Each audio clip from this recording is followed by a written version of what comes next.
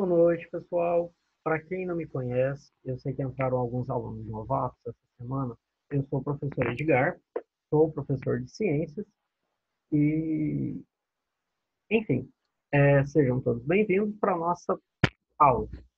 Hoje nós teríamos aula no Zoom, mas infelizmente eu tive um probleminha e nesse exato momento provavelmente eu estarei fazendo alguns exames por questão de saúde. Mas, mesmo com questão, pegando atestado e tudo, não ia ser legal vocês perderem aula. A gente já tem tão pouco e essa distância, enfim, tá? Então, eu estou gravando essa aula, vocês vão assistir ela agora à tarde e o que acontece? Lá no local que eu vou fazer o exame, não vai ter como eu, por exemplo, não tem como eu ativar o Zoom por causa do exame que eu vou fazer e também o período que eu vou estar lá esperando o atendimento. Mas eu vou estar com o celular na mão. Então, quando vocês estiverem assistindo a aula, caso surja alguma dúvida, algum questionamento, não entendeu alguma coisa, não entendeu alguma coisa do exercício, durante a aula, você pausa, manda mensagem, Edgar, o que é isso? Não sei o quê. Manda no grupo mesmo, porque talvez a sua dúvida é a mesma do restante da turma, e na hora lá eu gravo um áudio, eu escrevo texto para responder para vocês. Então, fiquem cientes que mesmo o vídeo sendo passado, mesmo a aula sendo gravada, eu vou estar online durante o horário que a gente estaria no Zoom, eu vou estar com o celular na mão para dar o suporte para vocês. Então, não fiquem com dúvidas. Ficou com dúvida, pergunta. Provavelmente na próxima semana a nossa aula vai seguir normal, se Deus quiser, pelo Zoom mesmo, para a gente ter esse contato mais próximo. Enfim, hoje o nosso tema é sobre reprodução de seres vivos. Alguns assuntos vocês já viram nos anos anteriores e a gente vai relembrar para a gente conseguir, para entender muito bem, enfim. Peço que vocês peguem o livro de vocês, acompanhem pelo livro, na página 36. Para aqueles alunos que não têm o livro, eu vou postar no grupo novamente o link para o livro do professor. É um livro online que eu consegui, só que ele é livro do professor. Aí eu peço, quem não tiver o livro, pode acompanhar por esse livro online que vocês vão conseguir acompanhar. É o mesmo livro do pessoal, só que vocês vão acessar ele pelo celular, pelo computador, e não precisa baixar nada. Você entra, só precisa de ter internet. Entrou, você vai conseguir ter acesso. Tá bom? Pessoal, então, vamos iniciar a nossa aula. Deixa eu compartilhar com vocês.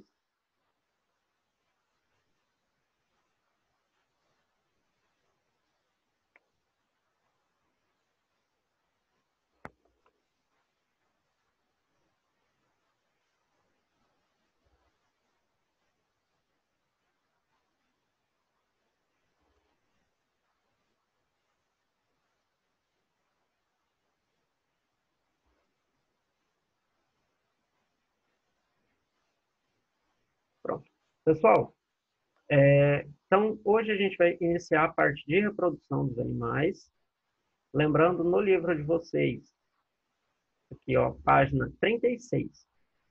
O que a gente vai estudar nesse capítulo? A forma como ocorre as diversas formas de reprodução dos seres vivos. Tem algumas que são mais simples, que a gente já conhece, e tem algumas que são um pouco mais complicadas, um pouco diferentes daquilo que a gente está acostumado. E, primeiro, antes da gente iniciar e falar realmente assim, a parte da reprodução, vamos só relembrar esse grupo que a gente vai estudar agora. Nós vimos a questão das plantas, que elas têm a forma de reprodução delas, e agora esse grupo que a gente vai estudar corresponde ao grupo dos animais. Nesse grupo dos animais, nós temos os animais que são vertebrados e animais que são invertebrados. Com relação aos animais vertebrados, provavelmente você já deve ter ouvido falar que animais vertebrados são aqueles que apresentam vértebras. Provavelmente a tia que você teve lá no primário, ela te ensinou assim. Mas, na verdade, tem um detalhezinho. Não é que todo vertebrado tem vértebra. Existe uma estrutura em todo embrião, todo bebê, na hora que ele está desenvolvendo, antes dele formar um esqueleto, ele tem uma estrutura que vai crescer, como se fosse um bastãozinho por dentro dele. E esse bastãozinho a gente chama de notocorda. Então, todos os animais vertebrados, durante o período embrionário, ele teve esse bastãozinho no corpo que chama notocorda. Professor, para que serve esse bastãozinho? É a notocorda que sustenta o bebezinho, o embrião, até que ele tenha um esqueleto para sustentar o corpo dele. No caso dos seres humanos, essa notocorda ela vai ser substituída gradativamente por um esqueleto e a coluna vertebral vai ficar ali onde era essa notocorda. Então, professor, e os outros animais vertebrados? Tem alguns vertebrados que não têm coluna vertebral, mas ele, se você for procurar, você não vai encontrar outro, mas ele tem esse cordãozinho que é a notocorda. Então, bastou apresentar essa notocorda em algum período da vida, a gente vai classificar esses animais como sendo animais vertebrados. E o que são os animais invertebrados? São esses animais que não apresentam essa notocorda. Uma parte desses animais que são invertebrados, eles vão apresentar um corpo mole, outros vão apresentar um corpo mais resistente. Por quê? Porque eles têm uma espécie de esqueleto em volta do corpo dele, que é o caso do inseto. Sabe quando você pisa na baratinha ou você pisa no besouro, faz aquele crack? Então, aquele som que você está escutando é esse esqueleto externo que esses invertebrados têm. E continuando. Com relação à parte da reprodução, como que ocorre a reprodução desses seres vivos? A primeira forma de reprodução é a forma mais simples que existe, que é a reprodução assexuada. Vamos entender direitinho o que significa esse nome, esses termos sexuado e assexuado. Deixa eu só trocar a tela aqui.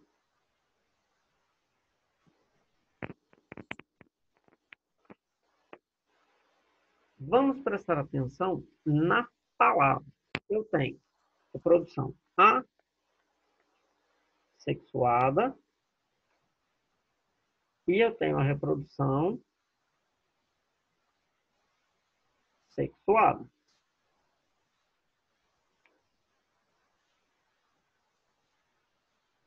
Atenção para o seguinte. Essa palavrinha sexuada e assexuada não tem nada a ver com relação sexual. Não tem nada a ver. Se alguém já te falou que um é porque tem relação sexual e o outro porque não tem relação sexual, está totalmente errado. Não é isso. O que significa essa palavrinha? Na matéria de biologia, na matéria de ciências, sempre que você encontrar duas palavras que são muito parecidas e uma delas inicia com a letra A, esse A ele tem significado de não, ele é uma negação. Então, eu tenho reprodução sexuada e reprodução assexuada. Lembra que esse A tem sinal negativo. O que quer dizer uma reprodução sexuada? Reprodução sexuada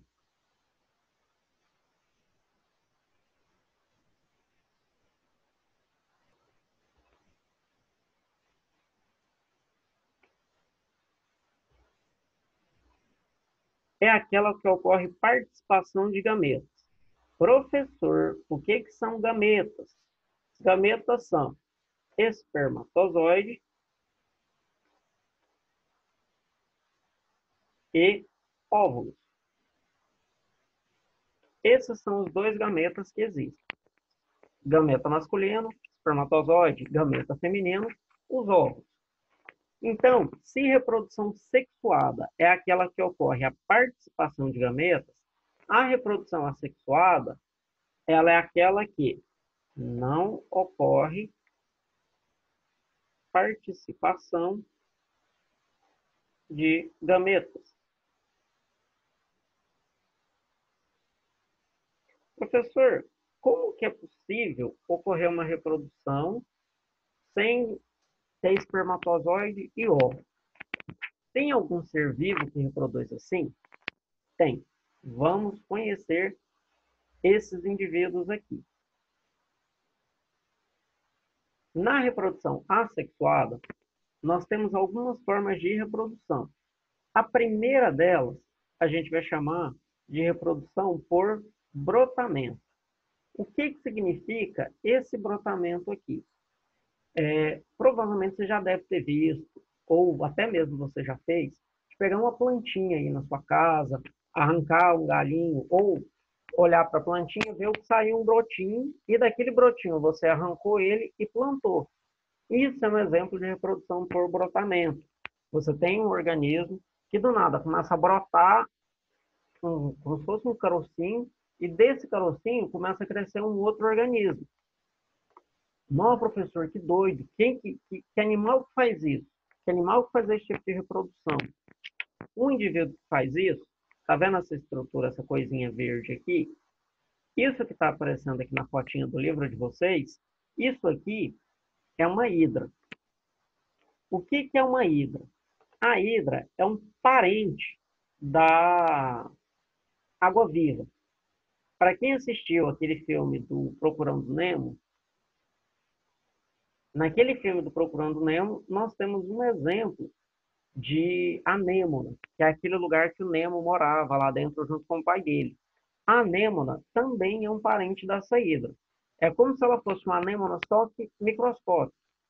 A maior dessas aqui que você vai encontrar na sua vida, o máximo que ela vai ter são 3 centímetros de altura. É um animalzinho bem pequeno.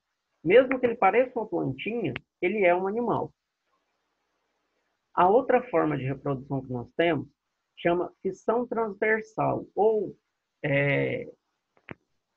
bipartição.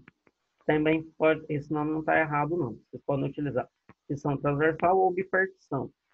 O que é esse processo? Você tem um indivíduo, esse animalzinho aqui é uma planária. Onde que eu encontro esse animalzinho? Em pântanos, em locais onde você tem água parada e pouca quantidade de luz, porque ele é sensível à luz do sol. Essa planária, ele é um organismo muito simples. Se você ingerir um animal desse por acidente, você não vai morrer, ele não transmite doenças. No máximo, você pode ter só uma diarreia ali, mas ele não vai te transmitir nada, não vai te matar. Qual que é a função dessa planária no mundo? Ele serve de alimento para peixe. Aqui tem uma fotinha de como é que é essa planária de verdade.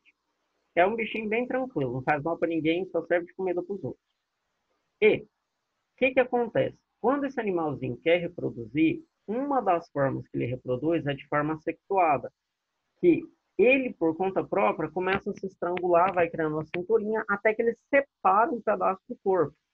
Esse pedacinho do corpo dele, em vez de simplesmente morrer, ele faz o quê? Ele começa a desenvolver esses océolos aqui, que parecem olhinhos, ele vai desenvolver uma boca, e em questão de alguns dias ou semanas, ele é um novo organismo, geneticamente igual àquele de onde ele tirou. Se você pegar um animalzinho desse e cortar ele em vários pedaços, cada pedacinho vai virar uma nova planária. Então, todo animal que tem esse tipo de reprodução assexuada, por fissão transversal ou por bipartição, ele sempre vai fazer várias cópias dele. Cada vez que você arrancar um pedaço, dependendo do tamanho desse pedaço, ele vai reproduzir e vai virar um outro indivíduo. Outro exemplo que a gente tem é o caso da estrela do mar. Se eu pegar uma estrela do mar e arrancar esses bracinhos dela, o que vai ocorrer? Esse bracinho, no local que eu arranquei, ela vai regenerar, e aquele pedaço que eu arranquei, se eu cuidar dele, deixar ele na água, tudo bonitinho, aquele braço que eu arranquei vai começar a crescer os outros 5 braços. E então, a estrela de onde eu tirei, ela volta ao normal, e essa estrela, esse pedaço de estrela que eu arranquei, ele vai dar origem a uma nova estrela. Mais ou menos aquilo que vocês veem no filme do Deadpool, para quem assistiu, tem uma hora lá que ele pega e arranca a mão e a mão regenera. Com a diferença que, se fosse exatamente igual aqui, aquela mão que ele arrancou, ela ia dar origem a um novo indivíduo. Não, professor, tem doido. Isso acontece com seres humanos? Não. Isso aqui só vai ocorrer em animais bem primitivos. Ah, professor, e a lagartixa? A lagartixa não tem esse tipo de reprodução, por quê? Ela solta o rabinho. E o que vai acontecer com aquele rabinho dela? Ele vai morrer. Não vai nascer uma nova lagartixa dali. Se nascesse, aí sim a gente podia falar que ela teria esse tipo de reprodução também. E, continuando aqui, deixa eu contar para vocês a historinha da abelha. A abelha, ela tem uma forma de reprodução que é bem curiosa, bem interessante, que a gente vai chamar ela de paternogênese. Eu quero que vocês lembrem desse nome, paternogênese, e lembrem de paterno. Paterno te lembra o quê? Pai. E pai é o que não vai aparecer nessa história. Ué, professor, como assim? Nessa forma de reprodução, as fêmeas têm filhotes sem existir a participação de um macho. Ué, professor, a fêmea, uma vez que ela não é fecundada, por exemplo, isso não vale para todas as espécies, são só alguns animais que são assim. Mas, por exemplo, você tem uma determinada espécie que, se não tiverem macho, a fêmea sozinha vai ovular. Como não vai ocorrer fecundação, não vai ter acasalamento, aquele ovinho que ela produziu, em vez de ele morrer, igual acontece com o ovo da galinha, esse não, ele vai continuar desenvolvendo e vai formar um novo organismo. Deixa eu contar para vocês a historinha da abelha, que a abelha tem uma reprodução bem legal. Nós temos aqui 3 indivíduos, o zangão, uma abelha operária e uma abelha rainha. A abelha rainha, ela é bem maior que a operária e muito maior do que o zangão. Para que serve o zangão na colmeia? Para reproduzir. Para que serve a operária? Para trabalhar. E para que serve a rainha? Para reproduzir. E o que acontece? Quando eu tenho lá uma colmeia, e essa abelha rainha acabou de nascer uma abelha rainha jovem. Essa jovem rainha que nasceu, o que ela tem que fazer? Ela vai abandonar a colmeia que ela está, porque a mãe dela já é a rainha, então ela tem que fundar a própria colmeia.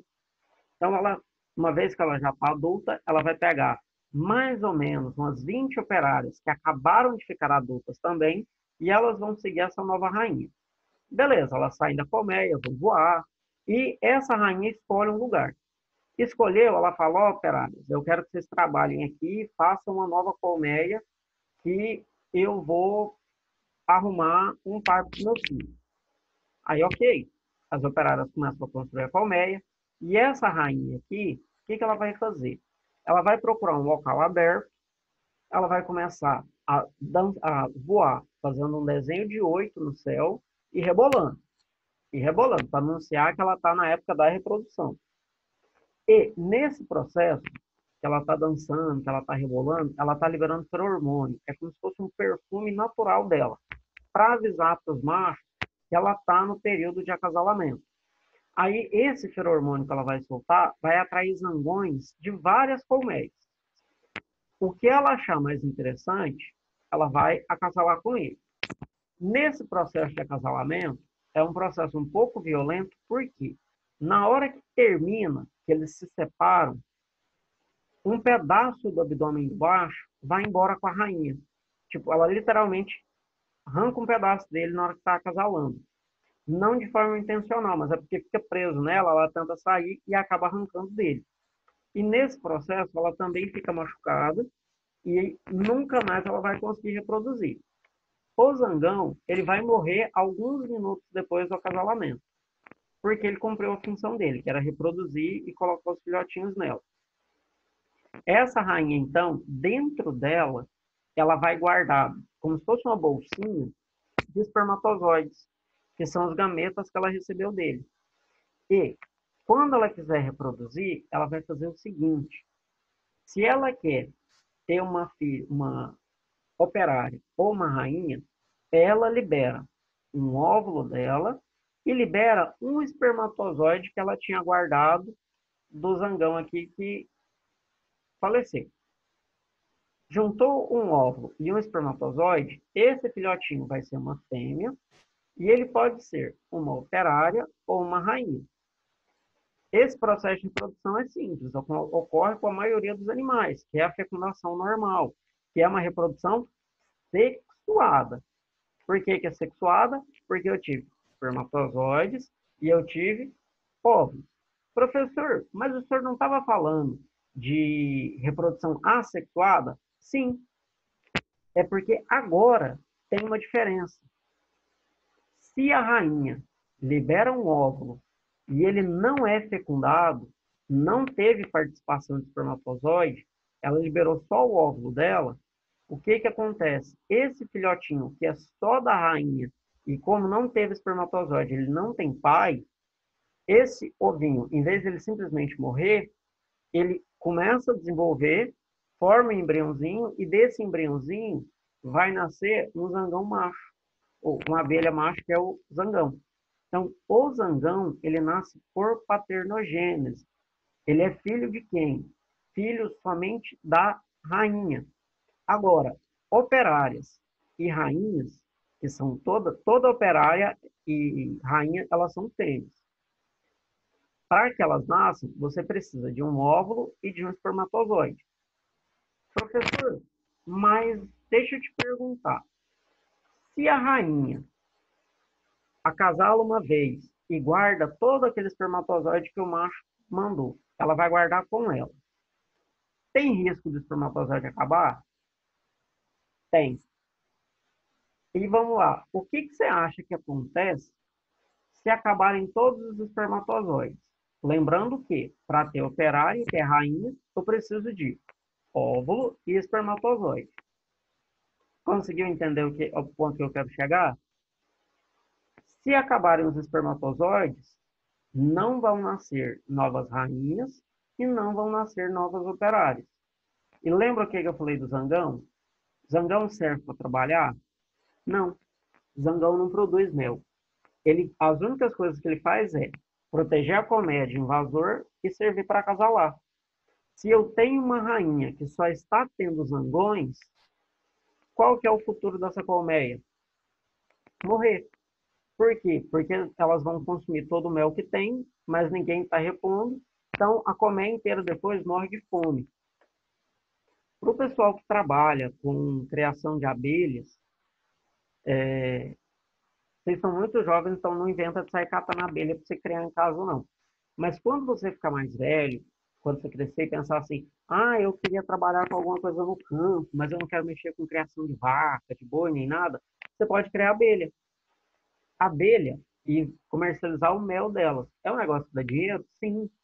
Por quê? O pessoal que planta soja, eles precisam de abelhas na plantação para fazer a polinização da lavoura para eles. Então, todo o pessoal que tem lavoura, que tem plantações grandes, eles contratam, eles ligam para o carinha que cria abelha e fala, ó, oh, eu quero alugar suas abelhas por nessa estação agora. Aí você negocia a quantidade de abelhas que você vai levar, beleza. Chegou lá, você vai colocar a sua colmeia no meio da plantação, vai deixar ali um mês, algumas semanas do tempo que você combinar, e as abelhas vão polinizando. E a pessoa, o dono da lavoura, ele te paga por esse serviço. E um detalhe, enquanto elas estão polinizando, o que, que elas estão produzindo? Elas estão produzindo mel. Quem é o dono desse mel? É o dono da lavoura? Não, é a pessoa que é o dono das abelhas. Então ele ganha dinheiro por alugar as abelhas e ainda ganha dinheiro depois vendendo o mel dessas abelhas. Então, a abelha é um animal que, se o ser humano souber trabalhar bem com ela, ela é uma forma bem interessante de você conseguir dinheiro. Mas, enfim, o nosso foco aqui é da reprodução. Então, lembre, esse processo de reprodução aqui, ó, paternogênese, ele é uma forma de reprodução assexuada. Não teve fecundação, não teve entrada do espermatozoide dentro do óvulo, então sempre o filhotinho que nasce aqui por paternogênese vai ser filho somente da mãe. No Brasil, nós temos esse lagartinho aqui, que inclusive ele aparece no nosso cerrado.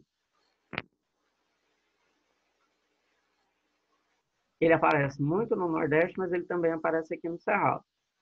O que esse lagarto tem em comum? Ele pode fazer reprodução por paternogênese. Existem machos e fêmeas da espécie.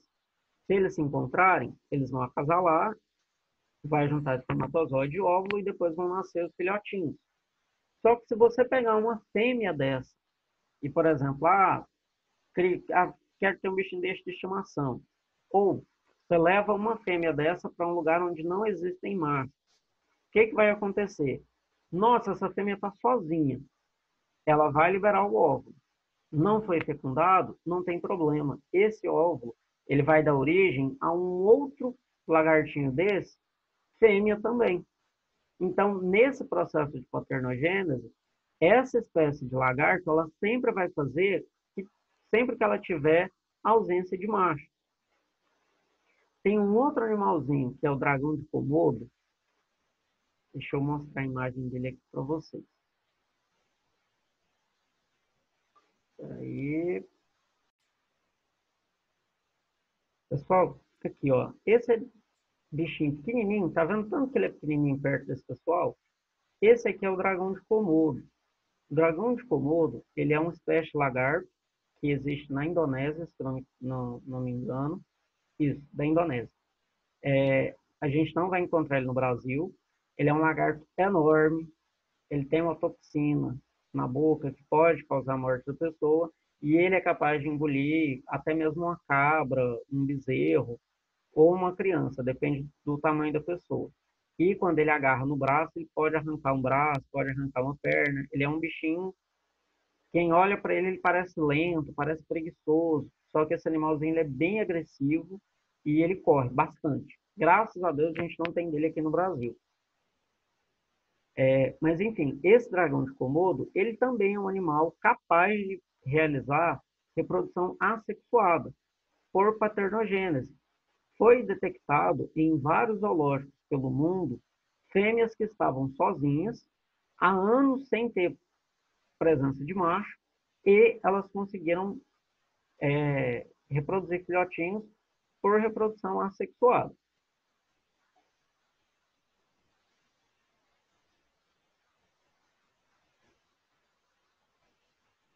Pessoal,